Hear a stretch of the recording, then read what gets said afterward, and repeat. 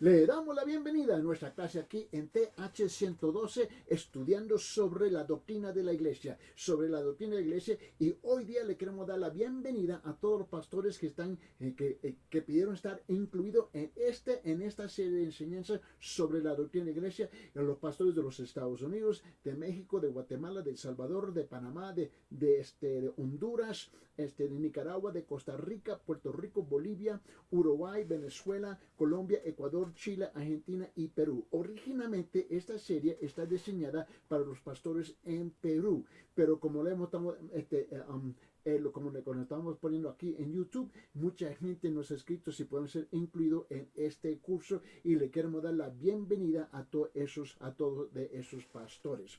Muy bien, estamos en la sesión número 7 en nuestra serie de enseñanza. Hoy es parte número 7 y vamos a continuar, y ya hemos enviado los videos de las primeras 6 lecciones a los pastores en todos esos países. Muchísimas gracias por pedirnos a incluirlo a ustedes, y es un privilegio de compartir la palabra con ustedes.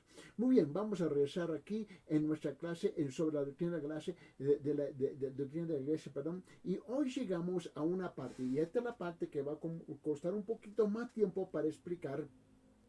Y hay razones bíblicas y razones eclesiásticas de el por qué. Hemos hablado primeramente sobre la naturaleza de la iglesia. La naturaleza de la iglesia, en otra palabra, ¿qué es? Y el segundo tema que estuvimos destacando fue el propósito de la iglesia. El propósito de la iglesia. Y la pregunta que nos estaba dirigiendo en esas sesiones era la siguiente: ¿qué se supone que debemos de hacer? Y luego la tercera gran pregunta o tema que estuvimos tratando fue ahora llegamos, fue la ordenanza de la iglesia, las ordenanzas de la iglesia. Pero hoy llegamos a la estructura de la iglesia, Y aquí tenemos que tomar un poquito de tiempo porque muchas veces nuestras estructuras determinan cómo que nosotros vamos a acercarnos a la palabra de Dios, cómo vamos a interpretar la palabra de Dios, cómo la vamos a implementar dentro de la iglesia, y muchas veces descubrimos que nuestra práctica está más determinada por nuestra estructura en vez por la escritura. Nuestra práctica tiene la tendencia de ser dominada, ¿no?, y filtrada por nuestra estructura de la iglesia en vez por la escritura de la palabra del Señor. Hoy comenzamos sobre la estructura de la iglesia. Y quiero hablar sobre que la iglesia, primeramente, la iglesia no es meramente una organización, por favor. Y yo sé que, y conforme a los pastores que escribieron y pidieron estar incluidos aquí, muchos de ustedes están involucrados en un sinfín de denominaciones, donde la denominación, ¿no?, la organización, determina cómo que tú te acercas al púlpito y al pueblo, etcétera, etcétera, etcétera. Yo me quiero dirigir a todos ustedes que se encuentran, y no importa que sean iglesias independientes o sean iglesias dentro de las denominaciones, etcétera, etcétera.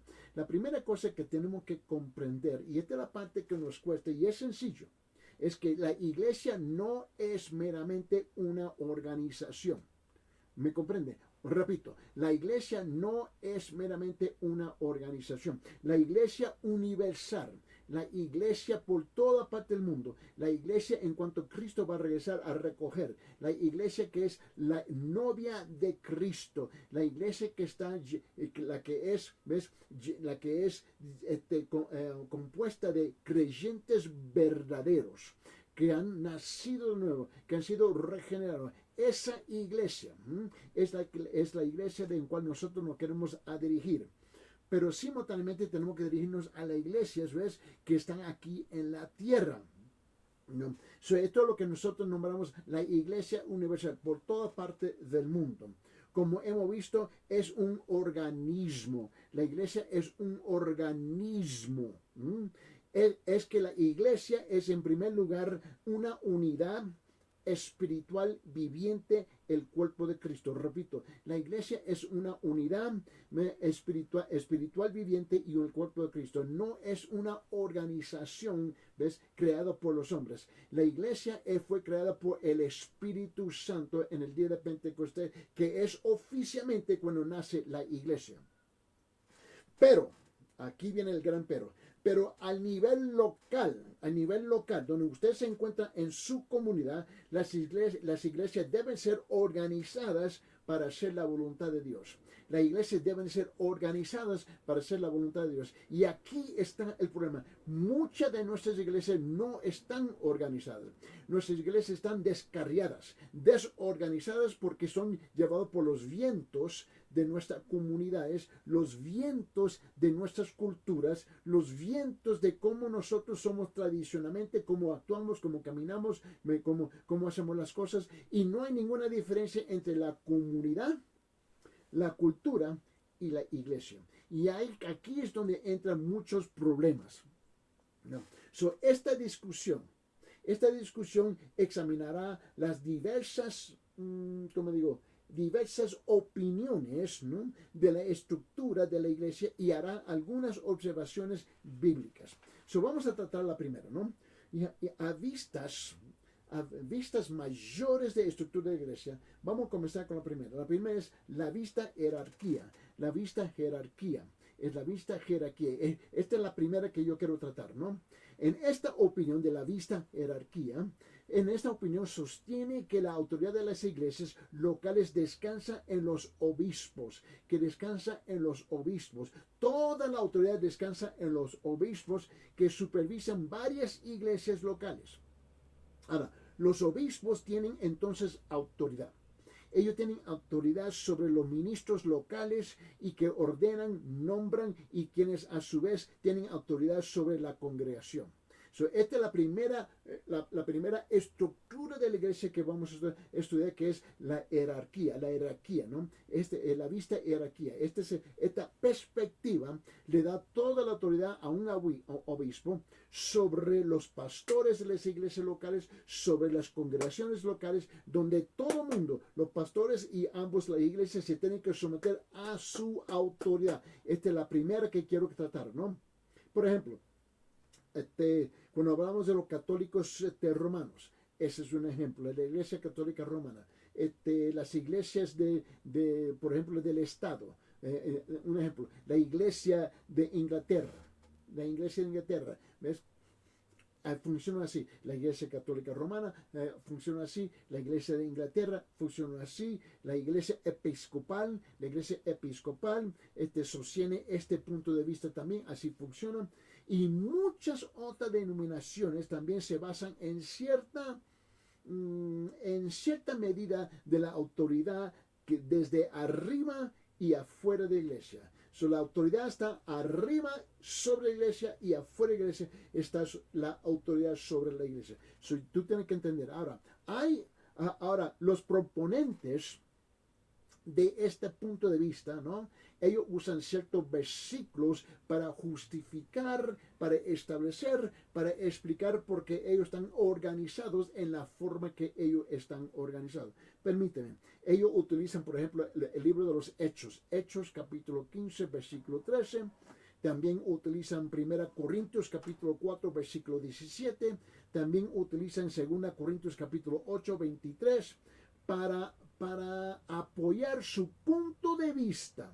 Y esos pasajes describen cómo los apóstoles dieron autoridad a otros. Por ejemplo, se lo otorgaron a Timoteo, a Tito.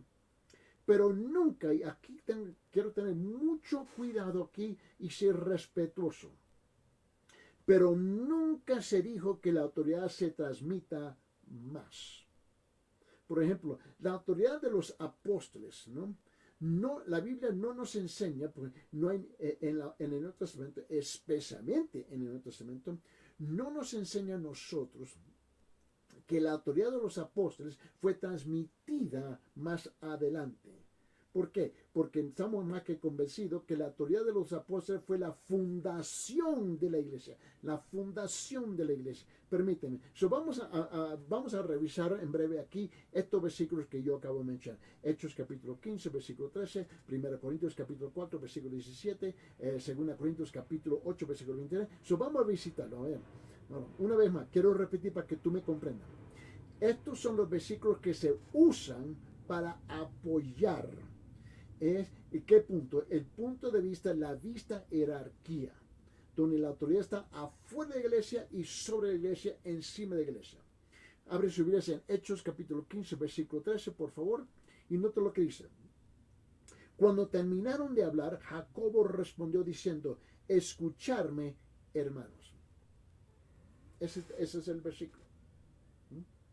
Yo he tratado con pastores y iglesias en 120 países en el mundo, y una de las cosas que yo voy notando que las iglesias que tienen un sistema de jerarquía utilizan estos versículos como ejemplos para apoyarse bíblicamente en su sistema de estructura.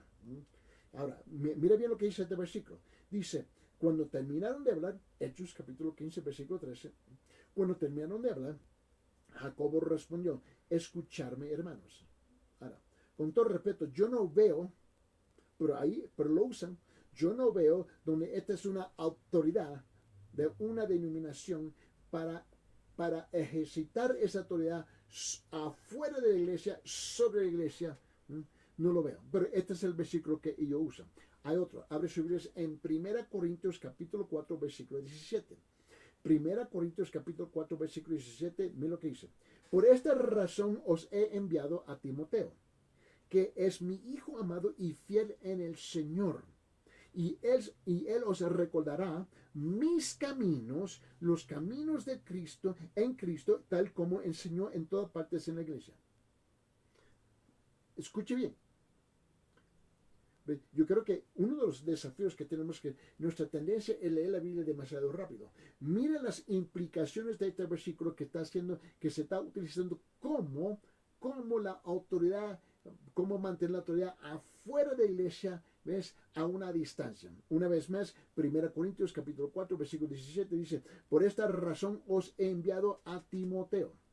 Esa primera parte es la que se utiliza para enviar pastores, levantar pastores, poner pastores, desocupar pastores, remover pastores, etcétera, de las iglesias locales. Por esta razón os he enviado a Timoteo, que es mi hijo amado y fiel en el Señor, y él os recordará mis caminos, los caminos en Cristo, tal como enseñó en todas partes en cada iglesia.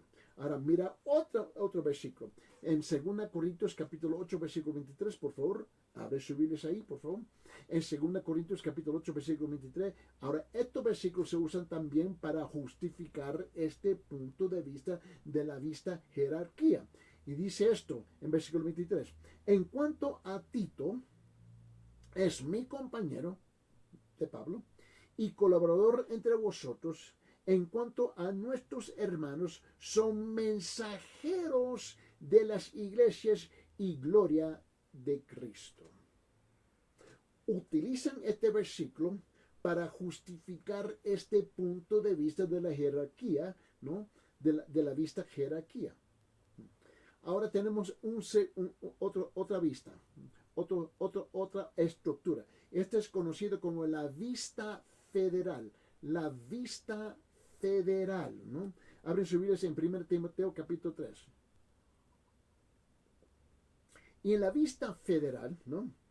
Esta vista también se llama ancianos que gobiernan. Ancianos que gobiernan. Esta es la vista federal, ¿no? Le estamos dando los términos teológicos, los términos de los seminarios, los términos de las denominaciones. Esta vista es conocida como la vista federal o los ancianos que gobiernan. Los ancianos que gobiernan. Porque ahí es donde reside la autoridad. Aquí es donde reside la autoridad. Los ancianos reciben autoridad de ser, ellos reciben la autoridad al ser elegidos, ¿no? De la congregación o ser nombrados por otros ancianos. Ahora, por ejemplo, ¿quién utiliza este sistema? Los presbiterianos utilizan este sistema. Los grupos reformados, la mayor parte de los grupos reformados sostienen esta visión, aunque también están organizadas a un nivel denominacional, ¿no? Ellos tienen un nivel de su propia denominación, ¿no? Y muchas iglesias independientes, especialmente las reformadas, también siguen esta forma en gran medida. ¿Por qué? Porque ellos pueden encontrar un apoyo bíblico por esto, ¿no? Ahora, ¿cuál es el apoyo bíblico? El apoyo bíblico al concepto se encuentra en el sentido general, de autoridad invertido, ¿no?, en los ancianos. Te dije que abres sus Biblias en 1 Timoteo capítulo 3. Vamos a regresar ahí. Y en 1 Timoteo capítulo 3, en versículo 1 al 7, escuche bien, esto es conocido como los requisitos de ser un pastor, los requisitos de ser un anciano. Vamos a leer. 1 Timoteo capítulo 3, versículo 1 al 7 dice: palabra fiel es esta, si alguna aspira al cargo de obispo, buena obra desea hacer. Un obispo debe ser, pues, irreprochable, marido de una sola mujer, sobrio, prudente, de conducta decorosa, hospitalario, apto para enseñar, no dado a la bebida, no pendenciero, sino amable, no contencioso, no avaricioso, que gobierna bien su casa, teniendo a sus hijos sujetos a toda dignidad. Pues si un hombre no sabe cómo gobernar su propia casa, ¿cómo podrá cuidar de la iglesia de Dios? Versículo 6. No un recién convertido, no sea que se evanezca y caiga en la condenación en que cayó el diablo. Debe gozar, versículo 7, debe gozar también de una buena reputación entre los de afuera de la iglesia, para que no caiga en descrédito y en el lazo del diablo. Ahora, estos primeros 7 versículos indican la calidad y las cualificaciones de estos ancianos que van a gobernar la iglesia. Eso está claro aquí. Vamos ahora a subir en 1 Timoteo capítulo 5. Tuvimos que en 1 Timoteo capítulo 3, vamos capítulo 5. 1 Timoteo capítulo 5, y mira lo que dice en versículo 17. Versículo 17, y dice esto: los ancianos que gobiernan bien,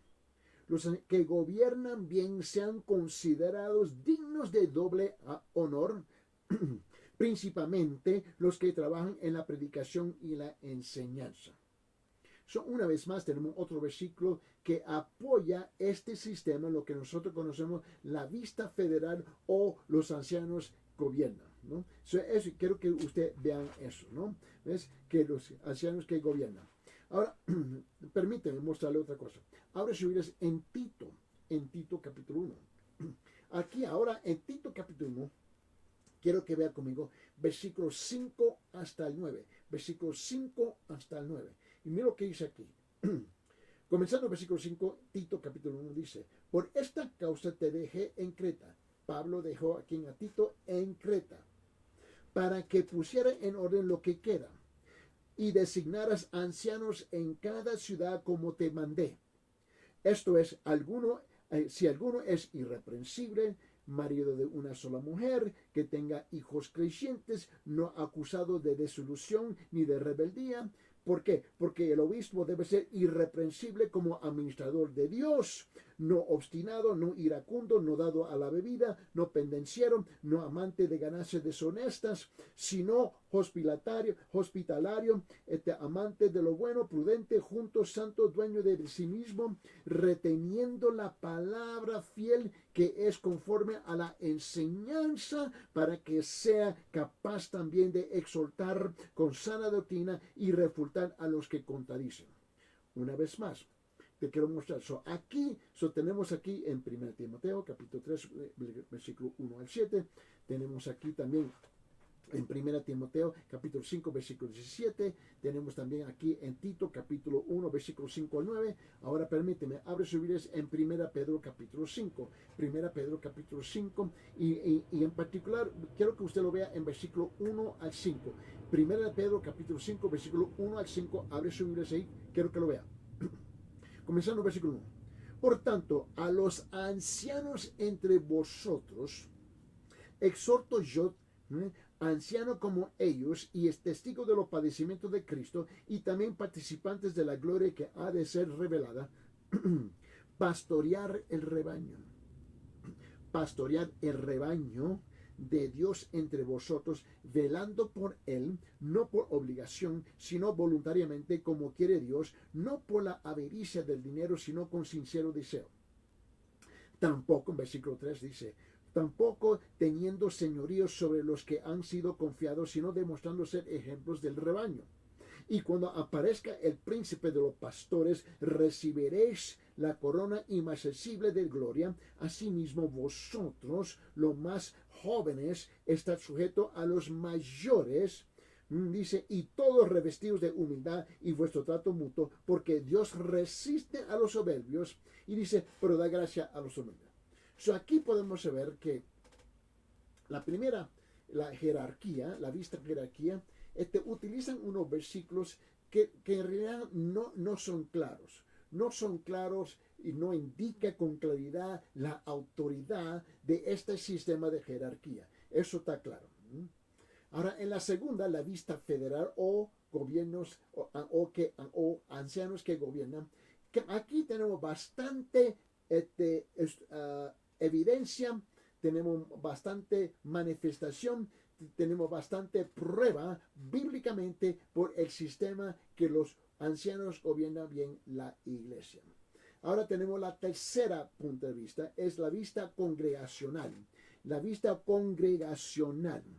Ahora, este sistema es un poco diferente, ¿no? Ahora, permíteme explicar este sistema.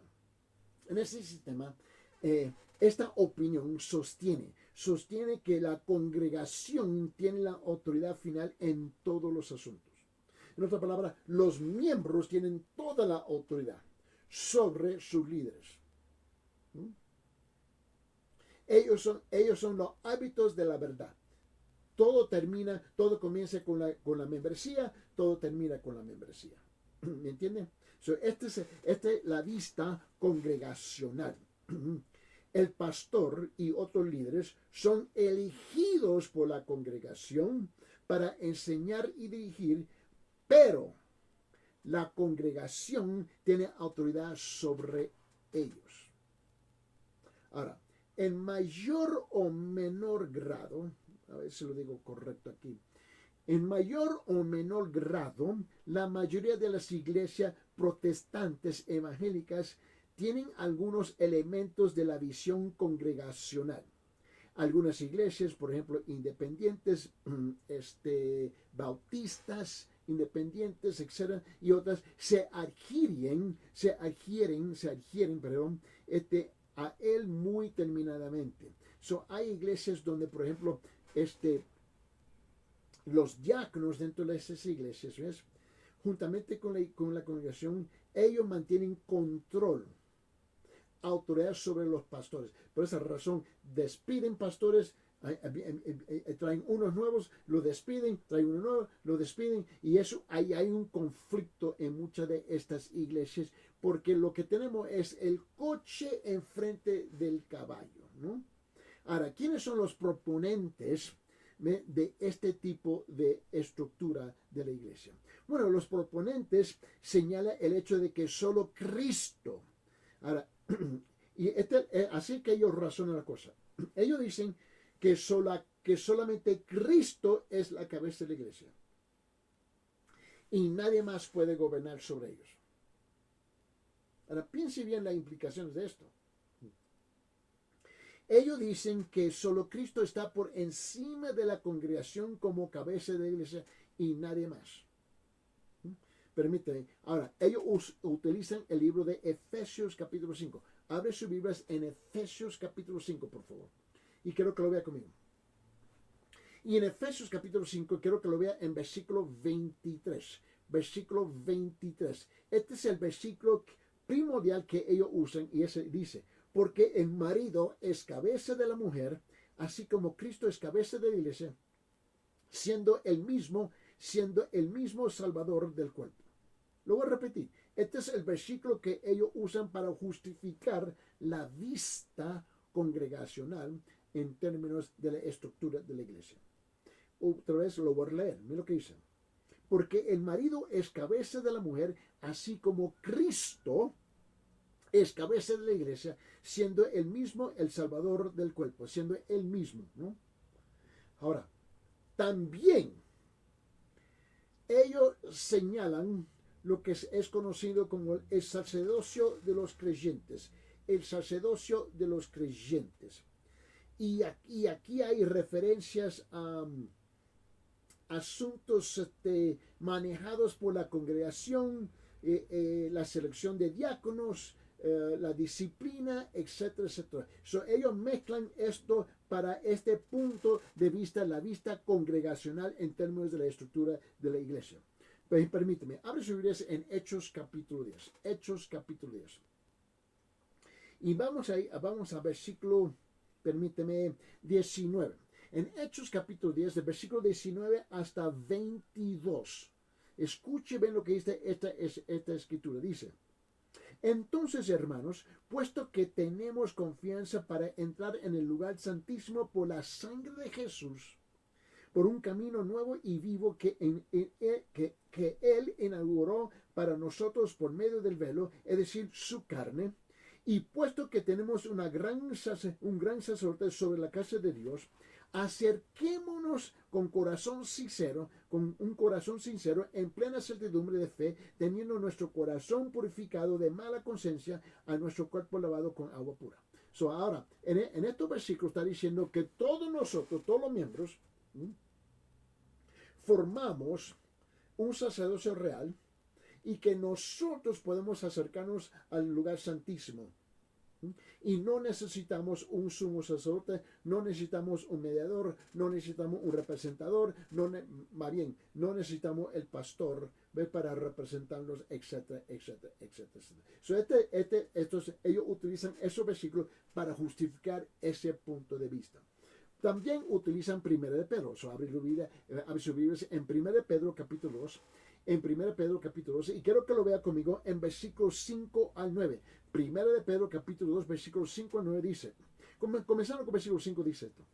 También vosotros como piedras vivas, la congregación, sed edificados como casa espiritual para un sacerdocio santo. Todos. Para ofrecer sacrificios espirituales aceptables a Dios por medio de Jesucristo.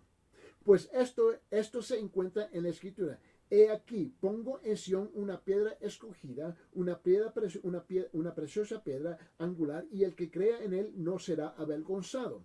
Este precioso valor es pues para vosotros, todos, los que creéis, pero para los que no creen, la piedra que desecharon a los constructores, esa en piedra angular se ha convertido, y piedra de tropiezo y roca de escándalo. Pues ellos tropiezan porque son desobedientes a la palabra, y para ellos estaban también destinados. Pero vosotros sois linaje escogido. Dice esto: real sacerdocio, nación santa, pueblo adquirido para posesión de Dios, a fin de que anunciéis las virtudes de aquel que os llamó las tinieblas a su luz admirable. Ellos están diciendo que todos tienen la misma autoridad para gobernar la iglesia.